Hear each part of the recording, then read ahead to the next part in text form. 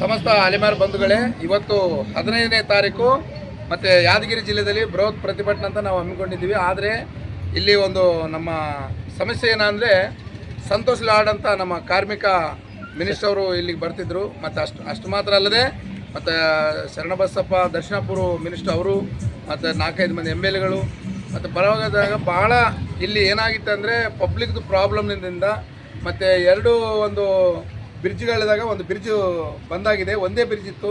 ಅದಕ್ಕೆ ಪೊಲೀಸರು ನಮಗೆ ರಿಕ್ವೆಸ್ಟ್ ಮಾಡಿದ್ದೇನೆಂದರೆ, ದಯಮಾಡಿ ಇವತ್ತು ನೀವು ಒಂದು ವೇಳೆ ನೀವು ಪ್ರತಿಭಟನೆ ಮಾಡಿದ್ರೆ ಪ್ರಾಬ್ಲಮ್ ಜಗ್ಗಾಗುತ್ತೆ, ಒಂದೇ ದಾರಿ ಇದೆ, ದಯಮಾಡಿ ಇವತ್ತು ಬೇಡ, ನಾಳೆಲ್ಲ ನಾಡ್ದು ನೀವು ಮಾಡ್ಕೊರಿ, ಬೇಕಾದರೆ ಮನೆ ಪತ್ರ ನೀವು ಕೊಡ್ರಿ, ಅದಕ್ಕೆ ನಾವು ಸಪೋರ್ಟ್ ಮಾಡ್ತೀವಿ ಅಂತ ಪೊಲೀಸರು ನಮ್ಗೆ ಹೇಳಿದ ಮೇಲೆ ನಾವು ಮುಖಂಡರುಗಳೆಲ್ಲ ತೀರ್ಮಾನ ತೊಗೊಂಡು ಕಾನೂನಿಗೆ ನಾವು ವಿರುದ್ಧವಾಗಿ ಯಾಕೆ ಹೋಗ್ಬೇಕಂತ ಒಂದು ಆಲೋಚನೆಯಿಂದ ನಾವು ಹೋಗಿ ಮತ್ತು ಸಂತೋಷ್ ಲಾಡ್ ಕಾರ್ಮಿಕ ಮಿನಿಸ್ಟರ್ ಅವ್ರಿಗೆ ನಾವು ಭೇಟಿಯಾಗಿ ನಾವು ಮನೆ ಪತ್ರ ಕೊಟ್ಟು ಅವ್ರಿಗೆ ನಾವು ರಿಕ್ವೆಸ್ಟ್ ಮಾಡಿಕೊಂಡು, ಸರ್ ದಯಮಾಡಿ ಅಲೆಮಾರಿಗಳಿಗೆ ಭಾಳ ಅನ್ಯಾಯ ಆಗಿದೆ, ಸಿದ್ದರಾಮಯ್ಯನವರು ಮಾಡಿದ್ದು ಆಗಸ್ಟ್ 19 ಸಾಯಂಕಾಲ ಮಾಡಿರುವಂಥ ತೀರ್ಮಾನ, ಆ ನಿರ್ಧಾರವನ್ನು ಅಲೆಮಾರಿಗಳಿಗೆ ಮರಣ ಶಾಸನ ಬರೆದಿದ್ದಾರೆ, ಭಾಳ ಅನ್ಯಾಯ ಆಗಿದೆ, ನಾವು ಕುಂಟ್ರಿದ್ದಂಗೆ ಬಲಷ್ಟು ಸಮುದಾಯಗಳ ಸಂಗಡ ನಾವು ಸೇರಿಸೋದು ಭಾಳ ತಪ್ಪು, ದಯಮಾಡಿ ನಮ್ಮ ಪರವಾಗಿ ತಾವು ಧ್ವನಿ ಎತ್ತಿ ಸಿದ್ದರಾಮಯ್ಯನವ್ರಿಗೆ ಕನ್ವಿಷನ್ ಮಾಡಿ ನಮಗೆ ಒಳ ಮೀಸಲದಲ್ಲಿ 1% ಮಾತ್ರವಲ್ಲದೆ ನಮಗೆ ಪ್ಯಾಕೇಜ್ ಕೊಟ್ಟು ಪ್ರತಿಯೊಬ್ಬರು ನಮ್ಮ ಅಲೆಮಾರಿಗಳ ಅಭಿವೃದ್ಧಿ ಆಗಬೇಕಾದ್ರೆ ನೀವು ಒಂದು ಪ್ಯಾಕೇಜ್ ಮಾಡಬೇಕು,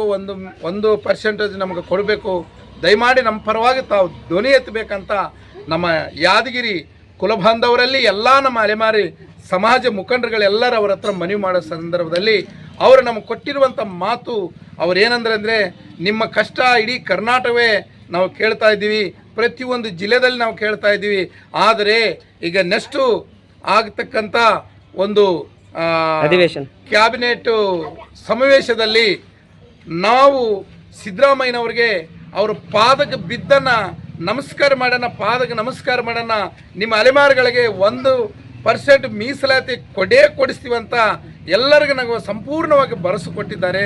ದಯಮಾಡಿ ಆ ಮಾತು ಕೇಳಿ ನಮ್ಗೆ ಭಾಳ ಖುಷಿ ಆಯಿತು, ಸಂತೋಷ ಆಯಿತು.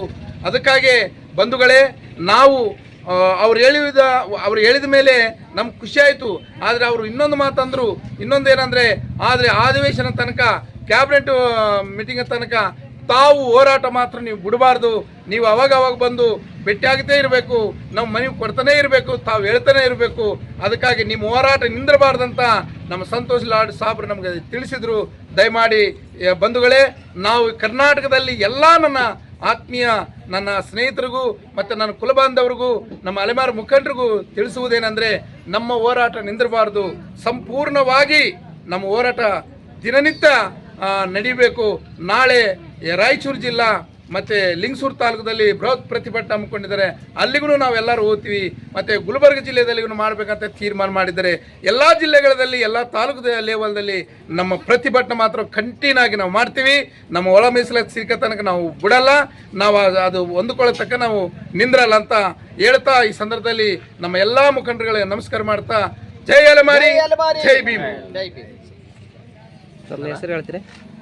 ನನ್ನ ಹೆಸರು ಅಂಜನೇಯ ಬಲ್ಗಲ್, ಯಾದಗಿರಿ, ಕರ್ನಾಟಕ ಅಲೆಮಾರಿ ಹಕ್ಕುಗಳ ಹೋರಾಟ ಸಮಿತಿ ರಾಜ್ಯಾಧ್ಯಕ್ಷರು ಬುಡಗಜಂಗಮ್.